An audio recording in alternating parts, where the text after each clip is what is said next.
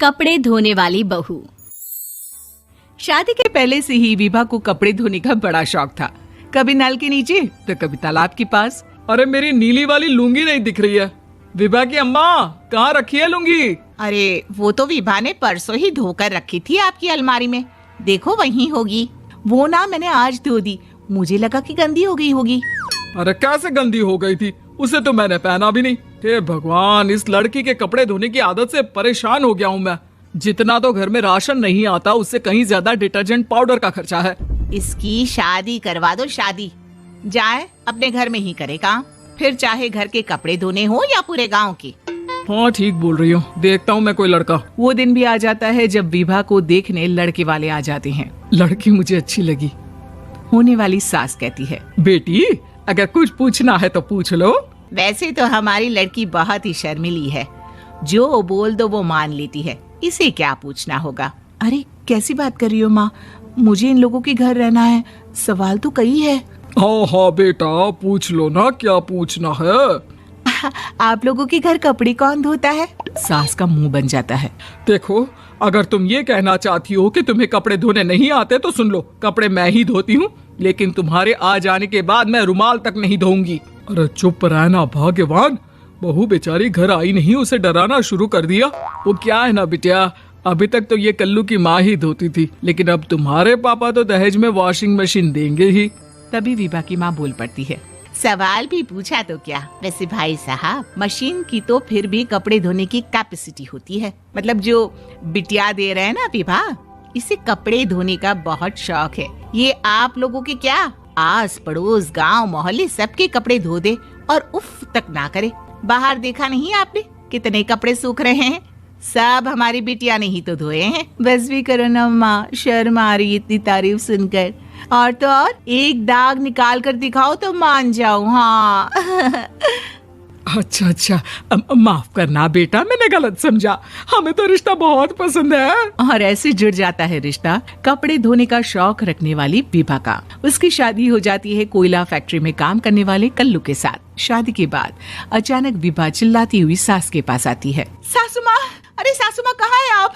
ये तो धोखा है, धोखा दिया आप लोगों ने मुझे। इसे ससुर के चक्कर के बारे में पता चल गया। अरे तो उसमें तुझे क्यों धोखा मिला है? अरे नल में पानी नहीं आता, कपड़े कैसे कब धुलेंगे? अच्छा, तू पानी नहीं आ रहा उसकी बात कर रही है। तो आपने क्या सोचा? कुछ नहीं। अच्छा, तेरी माँ ने कहा था कि कपड़े धोने का शौक है तुझे, याद आया मुझे।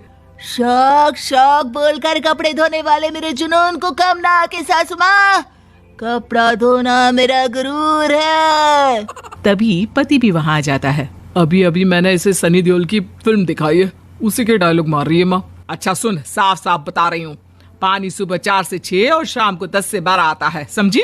विभा टाइमिंग सुनकर हैरान हो जाती है। ये क्या भूतों का मोहल्ला है? सुबह 4 बजे उठकर कौन कपड़े धोता है? 4 बजे टंकी में पानी जाता है, फिर सारा दिन धोना ना, किसने मना किया? अरे कैसे बात कर रही हैं? 200 लीटर की टंकी में कितने कपड़े धो लूंगी मैं, सुबह ही उठ जाऊंगी मैं। अब क्या था, विभा सुबह 4 से लेकर रात के 12 बजे तक कपड़े ही धोती रहती।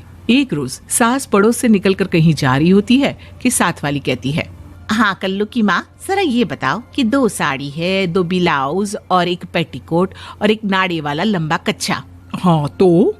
अरे तो क्या, कितना लोगी धुलाई ये बताओ। धोबन दिख रहे हैं हम क्या?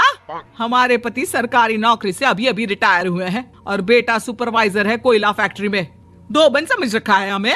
हाय रे कल्लू की अम्मा, माफ कर दो, वो तो मोहल्ले में यही सब बता रहे थे कि तुमने बहू को कपड़ा धुलवाने के काम में लगा दिया है। सास को पड़ोसन की बात सुनकर गुस्सा आ जाता है। वो घर पहुंचती है जहां घर के बाहर ही इतने सारे कपड़े सूख रहे होते हैं जितने कि किसी धोबन के घर पर। अरे ओ कल्लू की दुल्हन, बाहर निकल। माँ जी यहीं आ जाओ, बाथरूम में चादर धो रहे हैं हम। अरे अभी हम धोते हैं, तुमको बाहर निकलो। ये आस पड़ोस वाले बोल रहे हैं कि हम बहू से कपड़े धुलवा कर उसे कपड़ा धोने वाली बना दिए हैं। अरे छोड़ो ना माँ जी, किन लोगों की बातों में आती हो? आस पास के लोगों का तो काम ही होता है कि वो किसी तरह सास बहू को लड़ा दे। बहू सारे घर के कपड़े धोती है, ये क्या कम है? बोलिए। सास को भी लग जाता है कि वो बहू का ये सनकीपन नहीं छुड़वा सकती, इससे अच्छा है कि खुद ही चुप हो जाए। एक रोज सास और बहू मंदिर जाते हैं, जहाँ सास की साड़ी वहाँ खड़ी भीख मांगने वाली से मिलती है। माँ जी क्या बात है, आपकी साड़ी उस भिखारन से कितनी मिल रही है ना? हाँ हाँ देखो तो दोनों की साड़ी मिल रही है। क्या बात है कल्लू की अम्मा, तुम खुद को तो अफसर की बीवी बताती हो और ऐसी सिंपल सी प्लेन साड़ी पहनकर घूमती हो। सिंपल और प्लेन नहीं है ये साड़ी। तो क्या सोने के धागे से फूल बने हैं? कुछ भी सासू माँ, कुछ भी। हाँ बने थे इस साड़ी में सोने के धागे से फूल। मेरे पति लेकर आए थे मद्रास से स्पेशली मेरे लिए 10,000 की। ताहे भाई साहब इस भिखारन के लिए भी सेम टू सेम साड़ी लेकर आए होंगे 10,000 की। सास उस वक्त तो कुछ नहीं कहती, लेकिन बहू के साथ घर आती है और अलमारी से एल्बम निकाल कर लाती है। ये साड़ी देख रही है, ये वही साड़ी है जिसे मैंने अभी पहना था। इस साड़ी में ये जो चमकदार फूल दिख रहे हैं ना, ये सोने के धागों से काटे गए हैं। लेकिन तू लोकल वॉशिंग मशीन ब्रश से घिस घिस कर सारे फूलों को निकाल कर साड़ी प्लेन कर दी। मुझे माफ कर दीजिए सासू माँ। और तो और, जब मैंने तुझे तेरी गलती के लिए कुछ नहीं कहा, लेकिन तूने तो सबके सामने मेरा मजाक ही बना दिया। क्यों? बहू को समझ में आ जाता है कि अब से उसका कपड़े धोना बंद।